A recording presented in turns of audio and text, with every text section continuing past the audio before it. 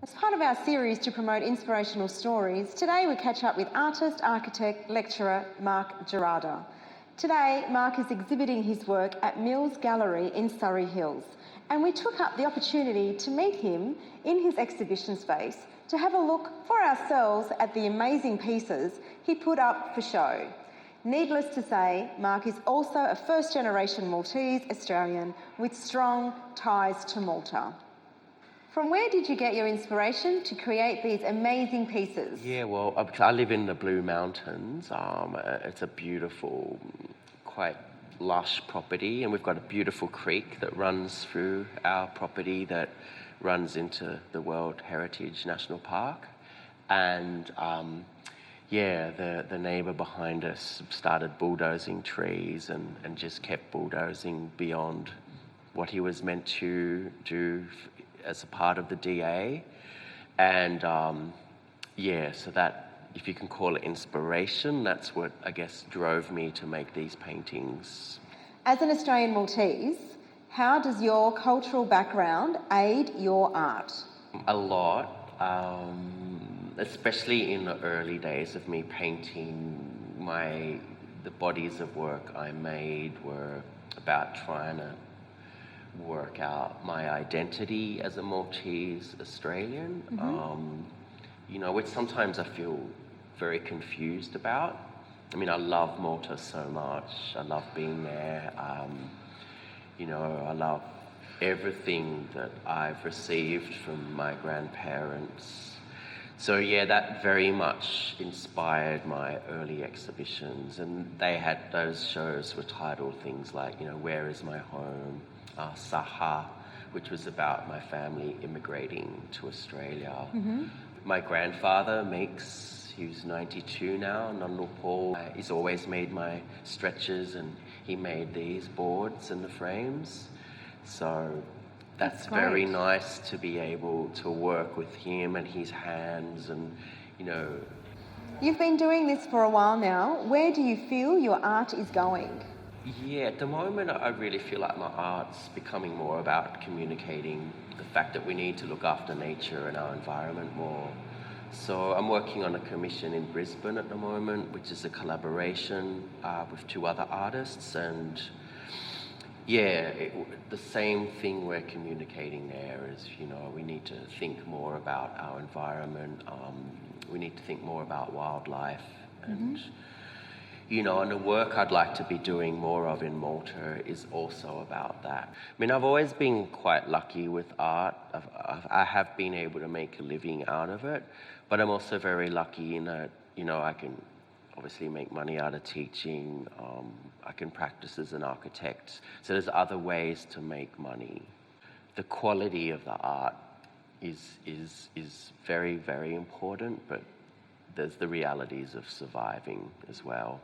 Do you feel Maltese or Australian? It depends, and sometimes I use it to my advantage. Yeah. But it's hard though, and I mean, you must know this too. Sometimes when you're too Maltese, people don't like it, Sometimes if we get a bit loud and our hands start flying around, it freaks people out. So you have to tone it down a bit. I guess I conclude that I'm Maltese Australian. How close do you feel to Malta?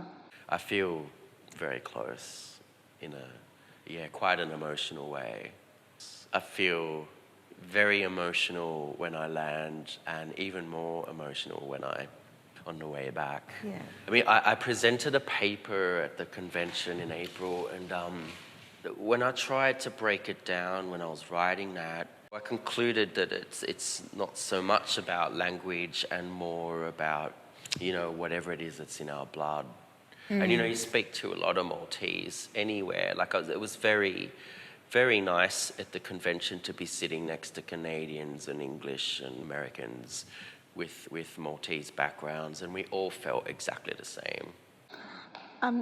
Which part of Malta is your family from? My mum's family's from Zaytun, and dad's family, they got moved during the war because they got bombed, and they were moved to Slima.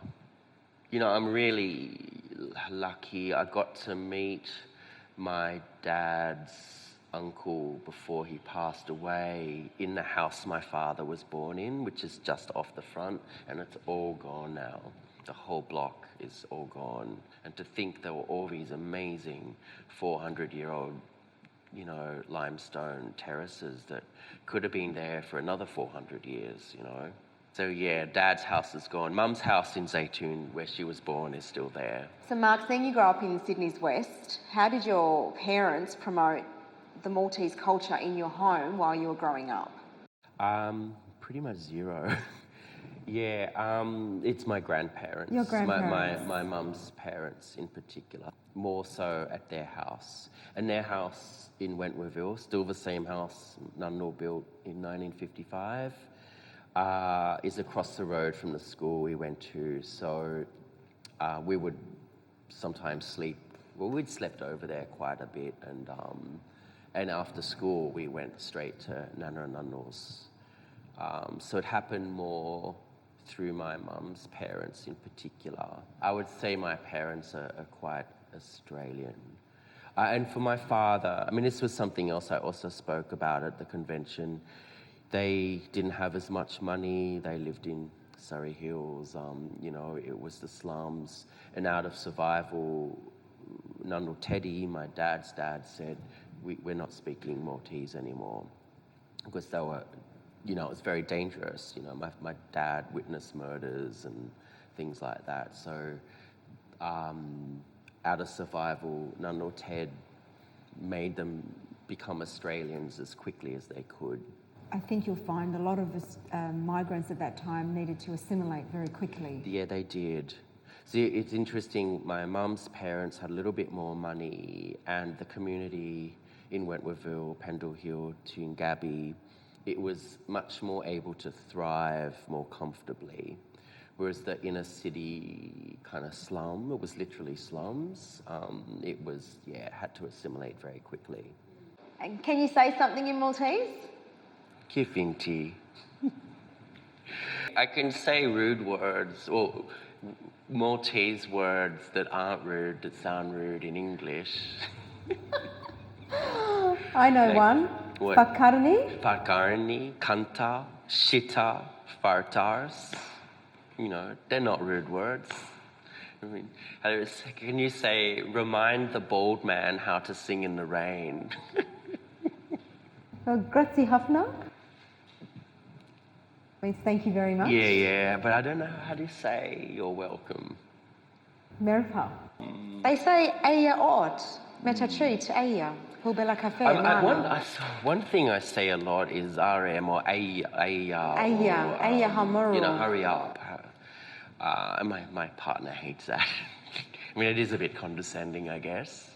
But, you know, even with radio, see, my mum can't understand Maltese radio. Like the language, it's like with immigrants, the language freezes in the new country and it keeps developing in the old country. So my mother can't understand journalistic Maltese, both radio and television. And it starts to sound really different to me as well, compared to how my grandparents speak. Well, thank you so much for your time. Thank you. Thanks for coming here.